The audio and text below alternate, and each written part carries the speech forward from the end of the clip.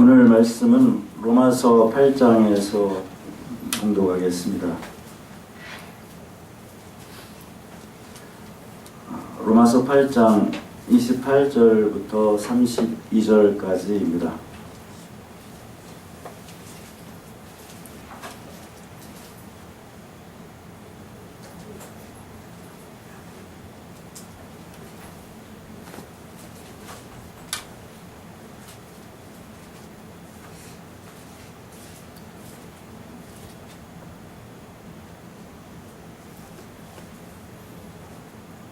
우리가 알거니와 하나님을 사랑하는 자 곧 그의 뜻대로 부르심을 입은 자들에게는 모든 것이 합력하여 선을 이루느니라.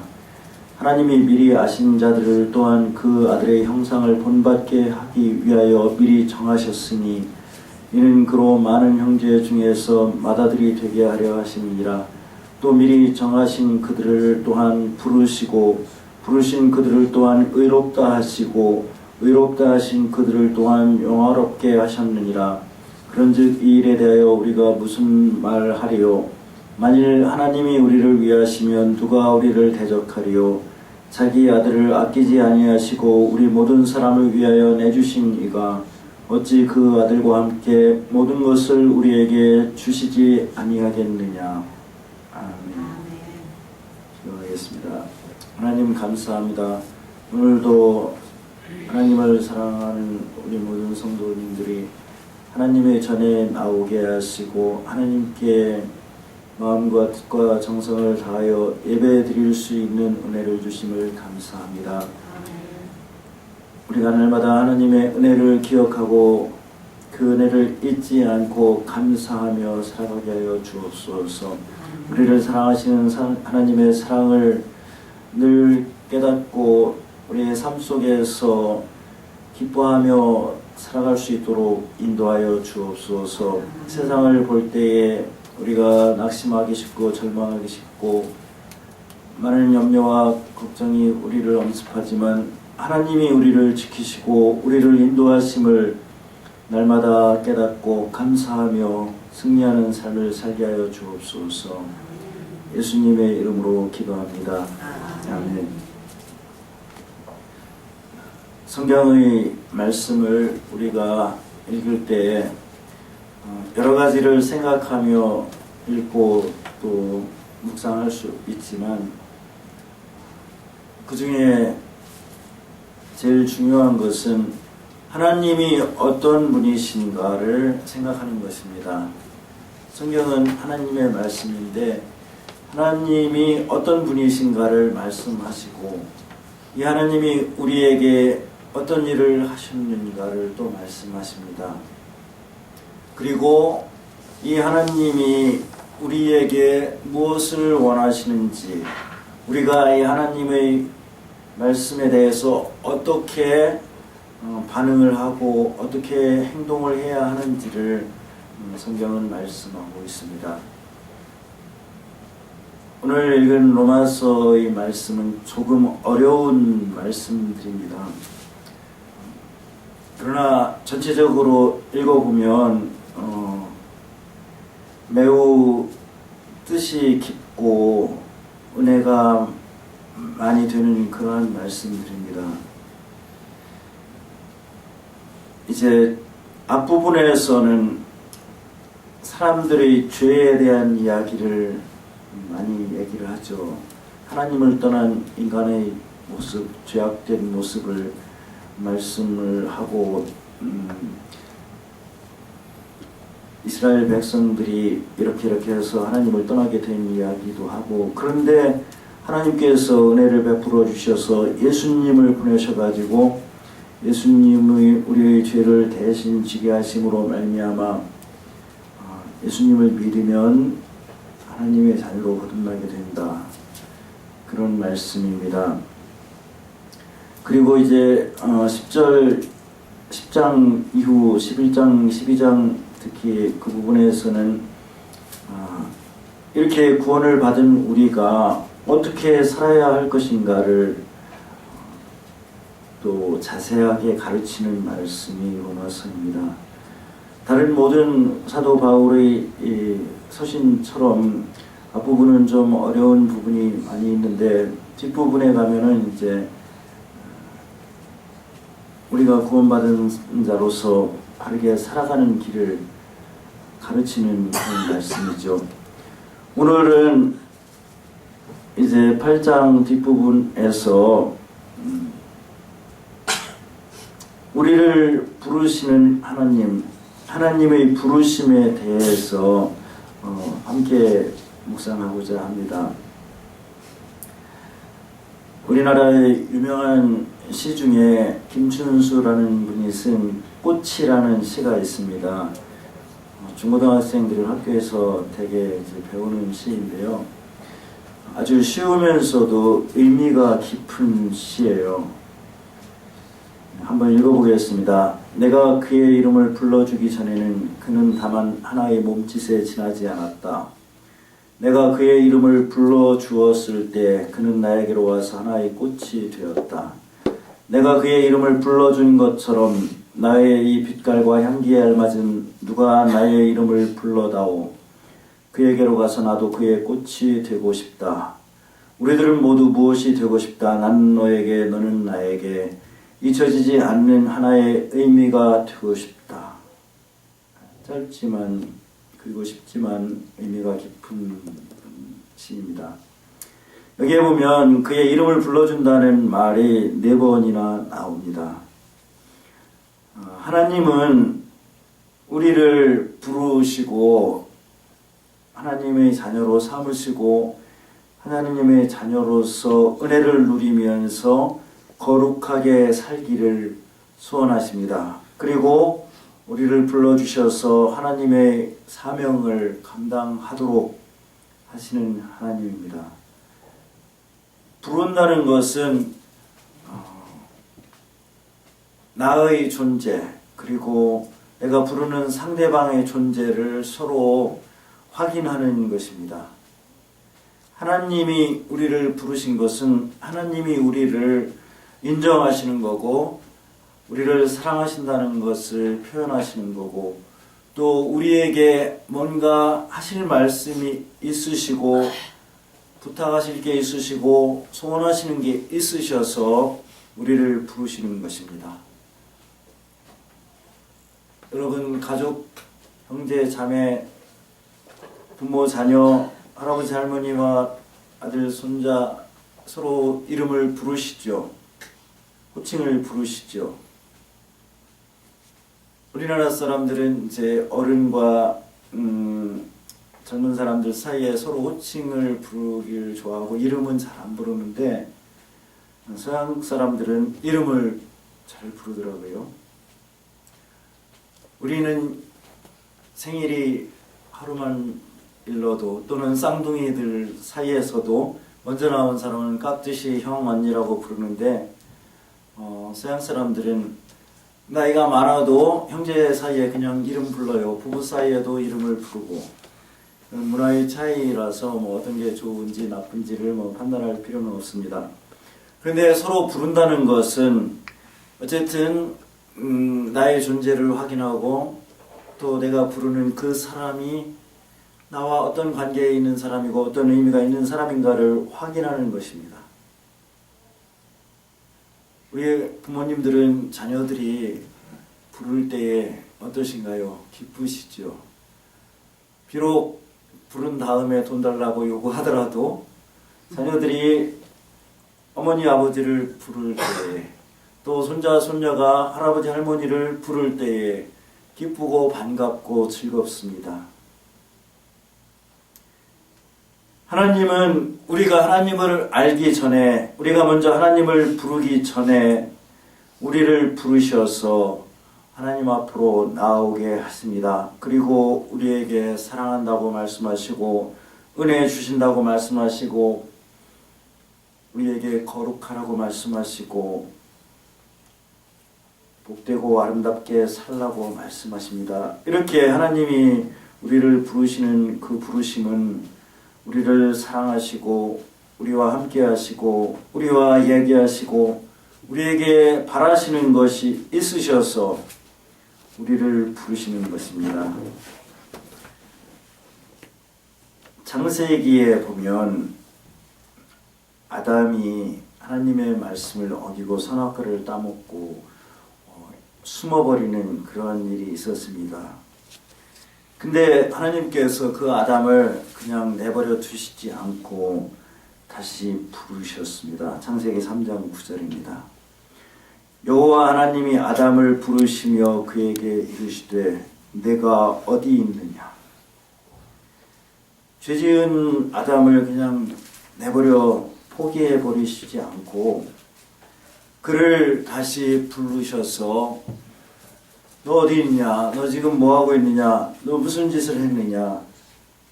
다 하시지만 그를 부르신 것은 그 죄를 다시금 용서하시고 그와의 관계를 회복시키시고 비록 에덴 동산에서 쫓겨나는 벌은 주셨지만 그를 영원히 죽게 하지 않으시고 살리시는 것을 우리가 볼 수 있습니다. 또 가인이 아벨을 죽였을 때에도 하나님이 가인을 죽이지 않으시고 다시 가인을 불러서 말씀하시고 그의 후손을 다시 만드셨습니다.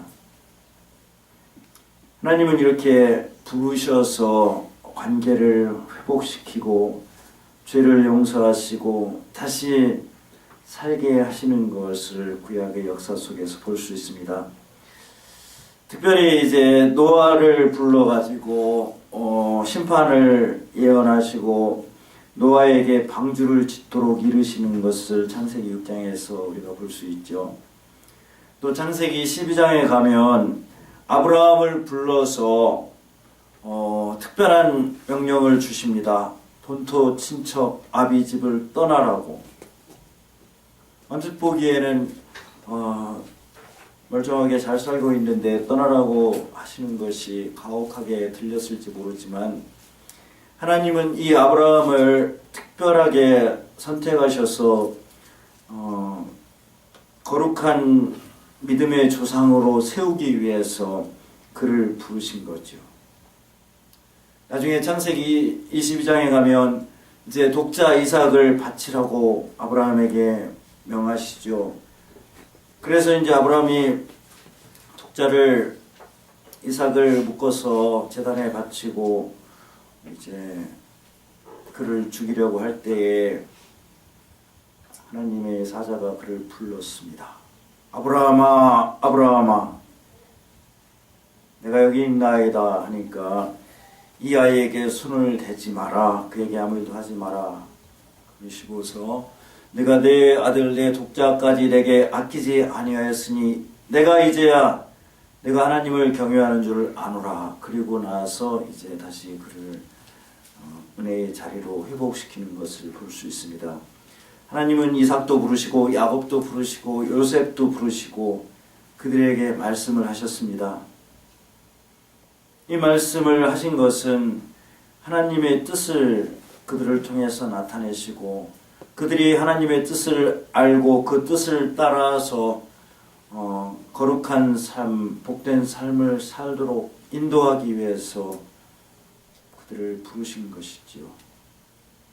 예수님도 부르셨습니다. 12제자를 먼저 부르시고 그 다음에 죄인들을 부르시고 나병 환자를 불러서 그를 치료해 주시고 낫게 하시고 그러시는 것을 볼 수 있습니다.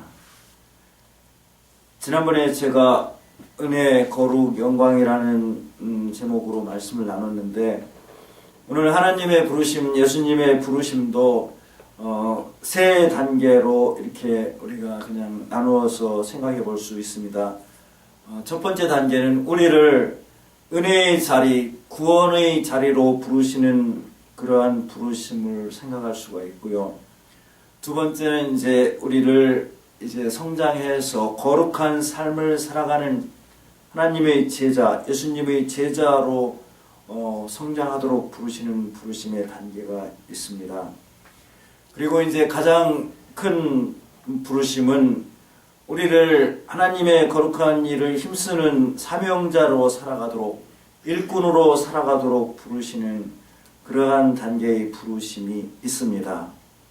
여러분은 언제 어떠한 계기로 하나님이 부르셨는지 정확하게 기억은 못하시겠지만 하나님이 부르셨기 때문에 오늘까지 하나님께 예배드리고 오늘도 하나님이 부르셔서 이 자리에 나와서 함께 예배를 드리고 있는 거죠. 누가복음 5장에 보면 예수님이 레위라 하는 세리를 세관에 앉아있는 걸 보시고 그를 불러서 나를 따르라고 하셨습니다. 그러자 사람들이 논쟁을 했죠. 바리새인과 서기관들이 예수님의 제자들을 비방했습니다. 너희가 어찌해서 저런 세리와 죄인과 함께 먹고 마시느냐 비방을 했어요. 그 당시 이제 세리는 백성들을 불법으로 수탈해서 착취하는 죄인 중에 대표적인 계층으로 이렇게 여겨졌거든요. 그때 예수님이 유명한 말씀을 하셨습니다. 뭐라고 말씀하셨나요? 건강한 자에게는 의사가 쓸데없고 병든 자에게라야 쓸데가 있느니라. 내가 의인을 부르러 온 것이 아니요 죄인을 불러 회개시키러 왔노라. 우리가 의롭기 때문에 우리가 선하기 때문에 하나님이 우리를 택하시고 불러서 하나님의 자녀 삼으신 게 아닙니다. 우리가 아직 죄인 되었을 때에 우리가 하나님을 알지도 못하고 죄 가운데 있을 때에 우리를 불러서 값없이 의롭다 하셔가지고 하나님의 자녀로 삼아주신 거지요. 구약성경 에스겔 33장에 이런 말씀이 있습니다. 나는 악인이 죽는 것을 기뻐하지 아니하고 악인이 그의 길에서 돌이켜 떠나 사는 것을 기뻐하노라.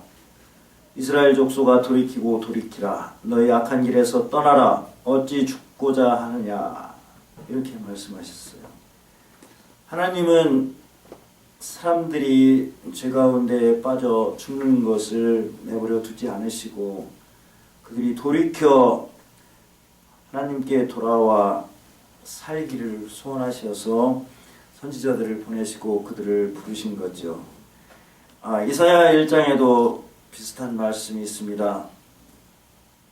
오라 우리가 서로 변론하자. 너희의 죄가 주홍 같을지라도 눈과 같이 희어질 것이요 진홍같이 붉을지라도 양털같이 희게 되리라. 너희가 즐겨 순종하면 땅의 아름다운 소산을 먹을 것이요 너희가 거절하여 배반하면 칼에 삼켜지리라. 여호와의 예배의 말씀이니라. 우리의 죄가 아무리 중대하더라도 우리가 하나님 앞에 나아가면 예수님을 믿기만 하면 그 모든 것을 없이 하시고 용서하시고 회복하여 주시고 하나님의 자녀로 삼아주신다는 거죠. 누가복음 14장에는 이제 큰 잔치를 베풀고 사람들을 청하는 장면이 나옵니다. 그런데 어떤 사람은 밭을 샀기 때문에 가봐야 한다. 이렇게 해서 잔치에 나오지 않죠. 또 어떤 사람은 소를 5마리를 샀기 때문에 가서 시험을 해야 한다. 이렇게 거절을 했습니다. 또 어떤 사람은 나는 장가 들어서 못 가겠다. 이렇게 했습니다. 그러자 주인이 그 종에게 다시 말했죠. 뭐라고 했나요? 빨리 시내의 거리와 골목으로 나가서 가난한 자들과 몸 불편한 자들과 맹인들과 저는 자들을 데려오라. 그래도 부족하니까 길과 산울타리가로 나가서 사람을 강권하여 데려다가 내 집을 채워라. 전에 청하였던 그 사람들은 하나도 내 잔치를 맛보지 못하리라. 여기에서는 물론 이제 예전에부터 하나님의 부름을 받던 이스라엘 백성들이 하나님께 나오지 않았기 때문에 이제 하나님을 알지 못하던 사람들까지 불러서 하나님의 자녀 삼으실 것을 말씀하시는 장면입니다. 그런데 어쨌든 여기에서 아무나 와서 하나님의 잔치에 참여할 수 있도록 부르시는 것을 알 수 있습니다. 그래서 호세아 2장에 이런 말씀이 있어요. 내가 나를 위하여 그를 이 땅에 심고 긍휼히 여김을 받지 못하였던 자를 긍휼히 여기며 내 백성 아니었던 자에게 향하여 이르기를 너는 내 백성이라 하리니 그들은 이르기를 주는 내 하나님이시라 하리라. 우리 민족은 불과 150년 전만 해도 하나님을 알지 못했죠. 그러나 하나님이 놀라운 은혜로 우리를 불러서 하나님의 백성 삼으시고 놀라운 은혜를 베풀어 여기까지 이르게 하셨습니다. 이 은혜를 우리가 생각할 수가 있습니다. 그 다음에 하나님은 이제 우리가 살아가면서 수고하고 무거운 짐을 지고 고생하고 근심하고 걱정할 때 부르시는 하나님이심을 기억해야 합니다. 우리가 하나님을 믿고 살면 우리의 삶은 이 세상에서의 삶은 여러 가지 무거운 짐이 있고 걱정이 있고 근심이 있고 슬픔이 있습니다. 그러나 거기에서 낙심하지 말고 하나님의 부름에 응답해서 나와야 합니다. 우리가 잘 아는 마태복음 11장 28절의 말씀이 있죠. 수고하고 무거운 짐진 자들아 다 내게로 오라. 내가 너희를 쉬게 하리라. 요한복음 14장 27절에는 평안을 너희에게 주노니 나의 평안을 너희에게 주노라. 내가 주는 평안은 세상이 주는 것 같지 않다. 이 말씀도 예수님이 직접 하셨습니다. 그러므로 우리가 살아가면서 날마다 하나님의 은혜를 기억하고 우리가 어떤 일을 당하든지 그 은혜의 자리로 부르심을 들어야 합니다. 하나님의 은혜는 값없이 베푸시는 은혜입니다. 이사야 55장 1절입니다. 너의 모든 목마른 자들아 물로 나아오라. 돈 없는 자도 오라. 너희는 와서 사먹되 돈 없이 값없이 와서 포도주와 젖을 사라. 그랬습니다. 요한계시록 맨 끝부분 22장에도 이런 말씀이 있습니다. 성령과 신부가 말씀하시기를 오라 하시는도다. 듣는 자도 오라 할 것이요 목마른 자도 올 것이요 또 원하는 자는 값없이 생명수를 받으라 하시더라. 하나님은 이렇게 우리에게 값없이 우리를 부르셔서 은혜를 베푸시고 그 은혜를 누리게 하셨습니다. 이 값없이 구원을 받은 우리의 모습을 로마서 3장에서 아주 정확하게 매우 정확하게 말씀하고 있죠. 모든 사람이 죄를 범하였음에 하나님의 영광에 이르지 못하더니 그리스도 예수 안에 있는 속량으로 말미암아 하나님의 은혜로 값없이 의롭다 하심을 얻은 자 되었느니라. 이 말씀을 근거로 우리가 하나님 앞에 예수님을 나의 주로 영접하고 나올 수가 있는 거죠. 디모데후서 1장 9절에도 이런 말씀이 있습니다. 하나님이 우리를 구원하사 거룩하신 소명으로 부르신 것은 우리의 행위대로 하신 것이 아니요 오직 자기의 뜻과 영원 전부터 그리스도 예수 안에서 우리에게 주신 은혜대로 하심이라. 자, 이렇게 우리는 값없이 은혜로 부르심을 받고 의롭다 하심을 얻어 하나님의 자녀가 되었습니다. 이제 두 번째 단계로 이렇게 하나님의 자녀가 된 우리는 거룩하게 살라는 하나님의 부르심을 들어야 합니다. 출애굽기 19장 이제 애굽에서 살던 이스라엘 백성들을 인도해서 가나안 땅으로 이끌어가기 전에 십계명을 주기 전에 모세를 통해서 하나님이 말씀하시는 겁니다. 내가 애굽 사람에게 어떻게 행하였음과 내가 어떻게 독수리 날개로 너희를 업어 내게로 인도하였음을 너희가 보았느니라. 세계가 다 내게 속하였으니 너희가 내 말을 잘 듣고 내 언약을 지키면 너는 모든 민족 중에서 내 소유가 되겠고 너희가 내게 대하여 제사장 나라가 되며 거룩한 백성이 되리라. 너는 이 말을 이스라엘 자손에게 전할지니라. 하나님이 이스라엘 백성들을 애굽에서 잘 먹고 잘 살고 있다고 생각할 수도 있는 그들을 생으로 불러내셨습니다. 그리고 아무것도 없는 광야를 지나서 아무것도 없는 그 땅으로 인도해 내셨는데, 그렇게 하신 목적은 그들을 부르셔서 하나님의 특별한 소유, 제사장의 나라, 거룩한 백성이 되게 하려고 그렇게 하신 겁니다. 그래서 베드로전서에서도 이 말씀을 인용해서 이렇게 말씀하고 있습니다. 너희는 택하신 족속이요 왕같은 제사장들이요 거룩한 나라요 그의 소유가 된 백성이니 이는 너희를 어두운 데서 불러내어 그의 기이한 빛에 들어가게 하신 이의 아름다운 덕을 선포하게 하려 하심이라. 너희가 전에는 백성이 아니더니 이제는 하나님의 백성이요 전에는 긍휼을 얻지 못하였더니 이제는 긍휼을 얻은 자니라. 하나님이 우리를 불러내신 것은 이렇게 거룩한 백성으로 하나님의 거룩하심을 본받아 살아가도록 하기 위해서 부르신 것입니다. 그러므로 우리는 이제 하나님이 우리를 거룩하게 부르신 그 거룩하심의 뜻을 분별하고 깨달아서 하나님 앞에 거룩하게 살아가야 하는 거죠. 이 은혜를 깨달은 자는 거룩함에 대해서 저절로 생각하지 않을 수가 없습니다. 구원과 거룩함이 물론 이제 순식간에 사람이 변해서 거룩하게 되지는 않을 수 있지만 순간적으로 이게 별개의 것이 아닙니다. 은혜 받은 자가 몇 년이 지나야 거룩하게 되는 게 아니고요. 죄인이 하나님의 부르심을 깨닫고 구원의 자리에 나올 때에는 벌써 그의 마음속에 회개하고 변화가 일어나서 이제 거룩한 삶에 대한 욕망이 생기고 거룩한 삶을 추구하려고 하는 의지가 생기는 거죠.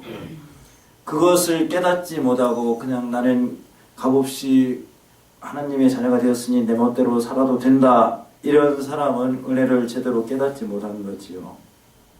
그래서 누구든지 부르심을 제대로 받은 사람은 거룩하게 변화되는 변화의 역사가 일어나는 것이 당연한 것입니다. 이제 세 번째 부르심은 사명으로의 부르심입니다. 우리 모두에게는 사명이 있습니다.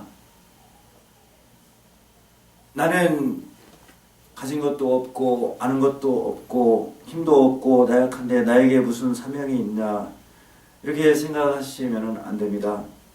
하나님을 섬기는 것 자체가 우리의 사명이고, 내가 하나님께 예배드리고 하나님을 기뻐하고 하나님의 아름다움을 사람들에게 알리고 선전하고 나의 삶을 통해서 하나님의 거룩하심을 드러내는 것, 그 모든 것이 하나님이 우리에게 주신 사명입니다. 내가 특별한 일을 위해 해서가 아니라 내가 하나님의 모습대로, 하나님이 기뻐하시는 모습대로 바르게 살아가는 것, 그 자체가 사명이고, 그것을 잘하면 하나님이 칭찬하시고 기뻐하시는 거지요. 그래도 이제 특별한 사명을 준 사람도 있지요. 출애굽기 3장에 보면 모세를 불러서 사명자로 세우는 것을 자세하게 설명하고 있습니다. 하나님이 떨기나무 가운데에서 그를 불러서 모세야 모세야 이렇게 부르셨어요. 그가 이르되 내가 여기 있나이다 이렇게 하니까 하나님이 이르시되 이리로 가까이 오지 마라. 내가 선 곳은 거룩한 땅이니 내 발에서 신을 벗으라. 모세 같은 특별한 지도자는 이렇게 특별한 과정을 거쳐서 부르기도 하셨습니다. 여호수아도 그렇게 부르시고, 사무엘 같은 선지자도 부르시고, 다윗도 부르시고, 이사야도 특별하게 부르셨죠. 예수님도 특별히 12제자를 부르셨습니다. 그리고 그들에게 특별한 사명을 감당할 수 있도록 권능을 주셨습니다. 마태복음 10장입니다. 예수께서 그의 12제자를 부르사 더러운 귀신을 쫓아내며 모든 병과 모든 약한 것을 고치는 권능을 주시니라. 그리고 또 말씀했습니다. 이스라엘 집의 잃어버린 양에게로 가라. 가면서 전파하여 말하되 천국이 가까이 왔다 하고 병든 자를 고치며 죽은 자를 살리며 나병한 자를 깨끗하게 하며 귀신을 쫓아내되 너희가 거저받았으니 거저주라. 이렇게 말씀하셨습니다. 마가복음에서는 3장에 이제 부르시는 장면을 이렇게 말씀하고 있습니다. 산에 오르사 자기가 원하는 자들을 부르시니 나아온지라. 이에 12를 세우셨으니 이는 자기와 함께 있게 하시고 또 보내사 전도도 하며 귀신을 내쫓는 권능도 가지게 하려 하심이니라. 여기에서 우리가 주목할 말씀은 맨 먼저 그들을 가르쳐서 보낸 게 아니라 자기와 함께 있게 하셨다는 거죠. 예수님이 우리를 부르신 것도 저는 자기와 함께 있게 하시기를 먼저 원하셨다고 생각을 합니다. 함께 있게 하는 게 어떤 건가요? 예수님의 말씀을 믿고 예수님을 나의 구주로 영접하고 예수님이 나의 구주가 된 걸 기뻐하고 감사하며 예수님과 동행하는 그 모습이 예수님과 함께하는 모습이겠죠. 그리고 나서 이제 성장하고 권능을 받아서 나아가서 전도도 하고 그렇게 하시는 거죠.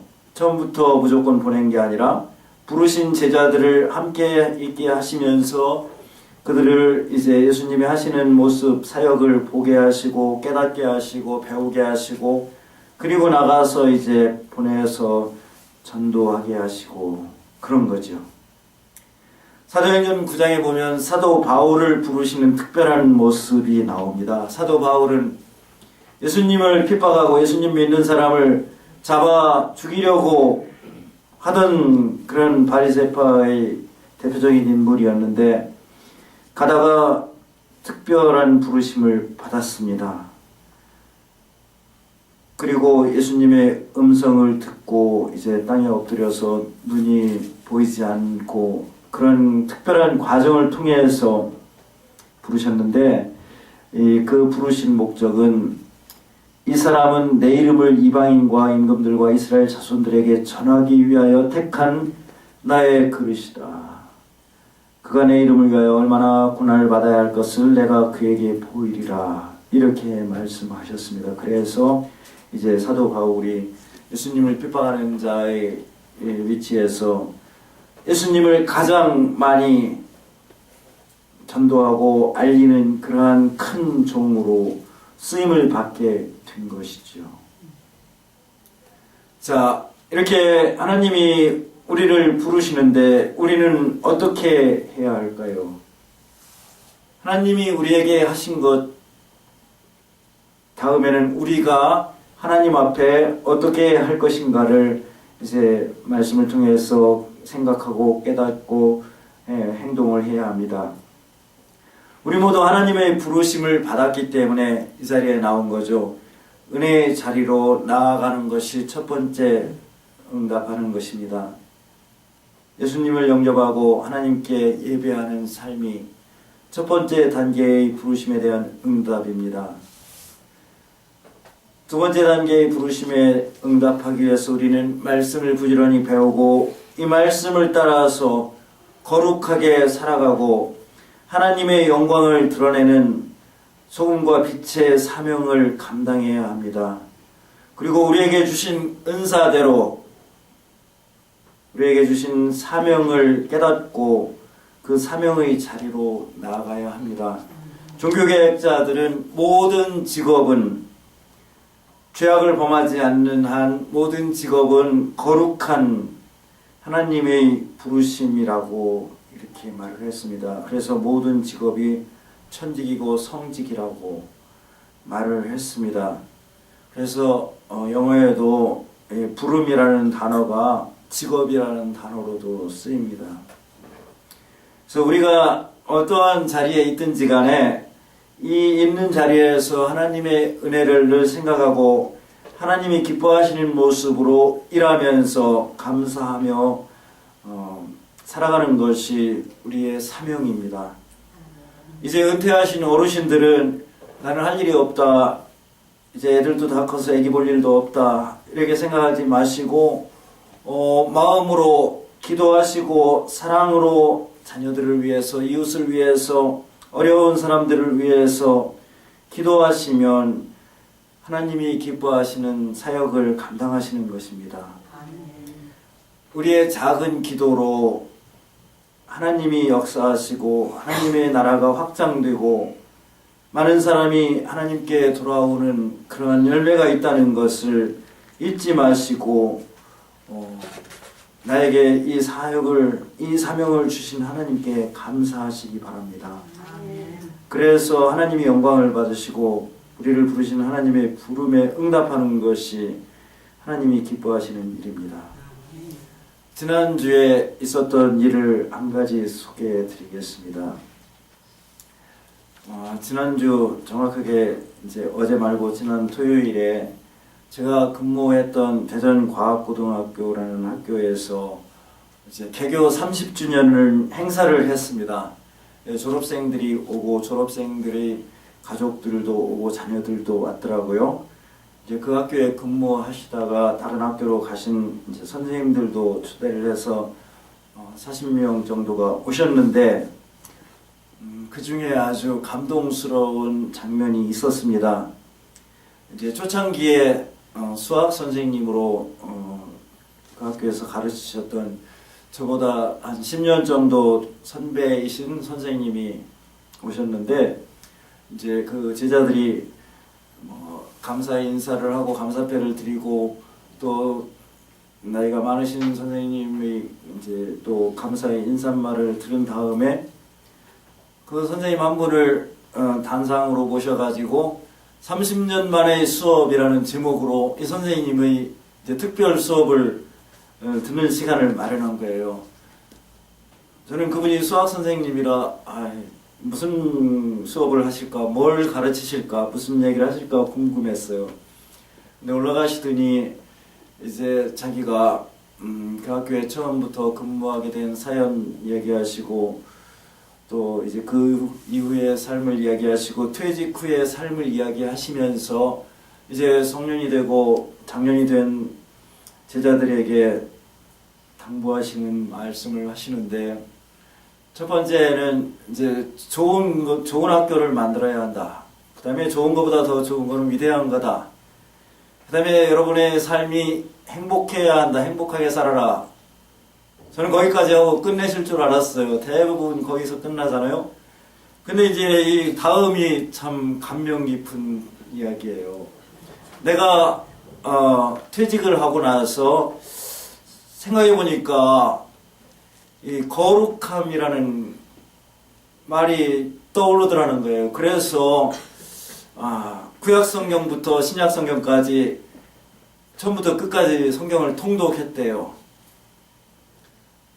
그러다가 이제 예수님을 영접한 거죠. 그래서 자기가 즐겨하던 술도 끊고 담배도 끊고 이제는 모임에 나가도 첫 번째 술잔부터 자기는 받지 않는다. 그러시면서 행복한 것보다 더 중요한 것은, 더 좋은 것은 거룩한 삶이다. 이런 얘기를 하시는 거예요. 덧붙여서 그전에는 내가 외출만 하면 우리 사모님이 걱정을 많이 했대요. 어디 가서 술 잡수시고 실수하지 않으실까, 넘어지지 않으실까. 집에 돌아올 때까지 항상 걱정을 하셨는데 이제는 내가 어딜 가도 우리 집 사모님이 걱정을 안 하신다. 그 얘기를 거기에 같이 근무하시던 선생님들도 있고 후배 선생님들도 있고 제자들이 수백 명 모여있는 자리에서 하시는 거예요. 제가 듣기에는 신앙 간증 같았어요.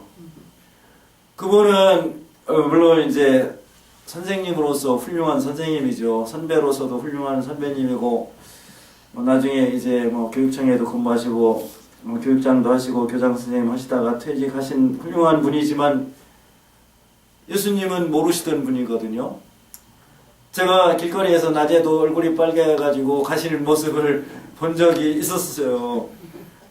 그렇다고 도덕적으로 무슨 나쁜 일을 하신 분은 아니지만 그런 분인데 이제 술을 한 잔도 안 하시게 되었다는 거죠. 하나님이 그렇게 부르시는 것을 과연 놀라운 부르심이다. 이것을 그분의 말씀을 들으면서 감명 깊게 깨달았습니다. 그래서 예수님도 그 부르시는 이야기를 하죠. 아침부터 불러서 일꾼을 품삯을 주고 일을 시키는 그러한 부르심이 있는데, 오후 늦게 해질 무렵이 다 되었는데 오는 사람도 부르시잖아요.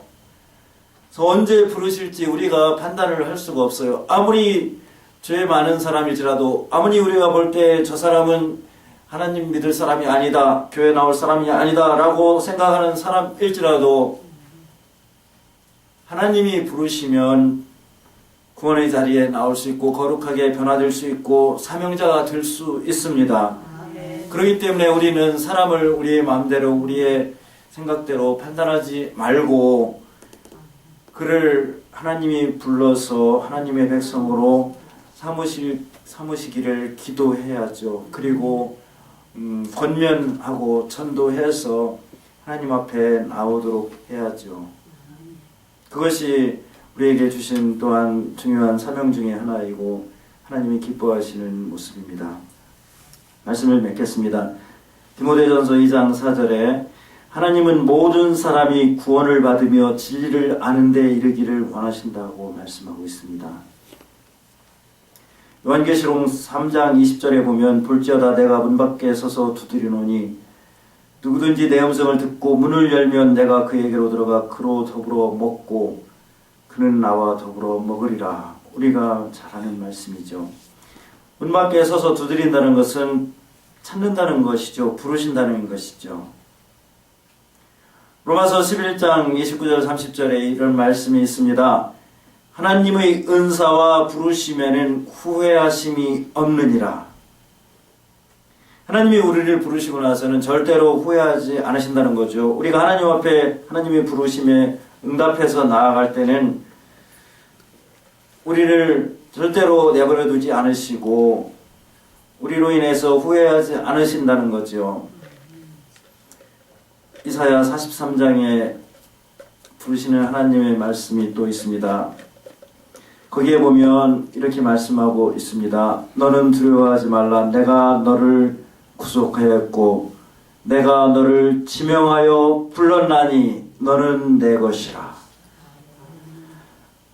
여러분, 한 사람 한 사람, 우리들 한 사람 한 사람을 하나님이 지명해서 불렀습니다. 그리고 너는 내 것이라고 말씀하셨습니다. 그 다음에 더 위로가 되는 말씀이 있죠. 내가 물 가운데로 지날 때 내가 너와 함께 할 것이라. 강을 건널 때에 물이 너를 침몰하지 못할 것이며 내가 불 가운데로 지날 때 타지도 아니할 것이요 불꽃이 너를 사르지도 못하리라. 그 다음에 4절입니다. 내가 내 눈에 보배롭고 존귀하며 내가 너를 사랑하였은즉 내가 내 대신 사람들을 내어주며 백성들이 내 생명을 대신하리라. 두려워하지 말라. 내가 너와 함께하며 내 자손을 동쪽에서부터 오게 하며 서쪽에서부터 너를 모을 것이며 내가 북쪽에게 이르기를 내놓으라. 남쪽에게 이르기를 가두어두지 말라. 내 아들들을 먼 곳에서 이끌며 내 딸들을 땅끝에서 오게 하며 내 이름으로 불려지는 모든 자 곧 내가 내 영광을 위하여 창조한 자를 오게 하라. 그들을 내가 지었고 그들을 내가 만들었느니라.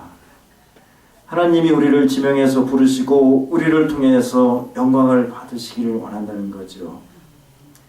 이 하나님의 은혜를 우리가 누리고 여기까지 온 것입니다. 말씀, 하나님이 미리 정하신 그들을 또한 부르시고 부르신 그들을 또한 의롭다 하시고 의롭다 하신 그들을 또한 영화롭게 하셨느니라. 이렇게 말씀하고 있습니다. 그 뒷부분 이제 8장 끝까지 읽으시면 하나님이 우리를 얼마나 사랑하시고 우리를 얼마나 귀하게 여기시는가를 알 수가 있습니다. 37절부터 제가 읽어보겠습니다. 이 모든 일에 우리를 사랑하시는 이로 말미암아 우리가 넉넉히 이기느니라. 내가 확신하노니 사망이나 생명이나 천사들이나 권세자들이나 현재일이나 장래일이나 능력이나 높음이나 깊음이나 다른 어떤 피조물이라도 우리를 우리 주 그리스도 예수 안에 있는 하나님의 사랑에서 끊을 수 없으리라. 이게 이제 로마서 8장 마지막 절이거든요. 하나님이 우리를 부르셨기 때문에 우리를 절대로 버리시지 않으시고 온전하고 완전하게 지키신다는 것입니다. 하나님이 우리를 이름을 불러서 하나님의 자녀 삼으셨습니다. 우리가 하나님의 부름을 받기 전에는 하나님과 관계없는 존재였습니다. 하나님의 은혜도 알지 못하고 거룩함도 알지 못하고 하나님의 뜻도 알지 못했던 존재였습니다. 그러나 값없이 의롭다 하셔서 하나님의 자녀를 삼으셨기 때문에 이 하나님을 나의 하나님, 나의 아버지로 부르게 된 것이죠. 그래서 이제는 이 은혜 가운데에서 살며 이 하나님의 부름에 응답해서 거룩하게 살며 하나님이 우리에게 주신 사명을 감당하는 것이 우리의 가장 복되고 아름다운 삶입니다. 아멘. 기도하겠습니다. 하나님 아버지 감사합니다. 하나님을 알지도 못하고 거룩함을 알지도 못하던 우리를 불러서 하나님의 자녀 삼으시고 하나님의 백성 삼으시고 은혜 가운데 살게 하심을 감사합니다. 이 은혜에 감사하면서 우리가 거룩하게 하시고 우리의 모든 삶을 통해 하나님께 영광 돌릴 수 있는 그러한 하나님의 백성이 되게 하여 주옵소서. 감사하며 예수님의 이름으로 기도합니다. 아멘.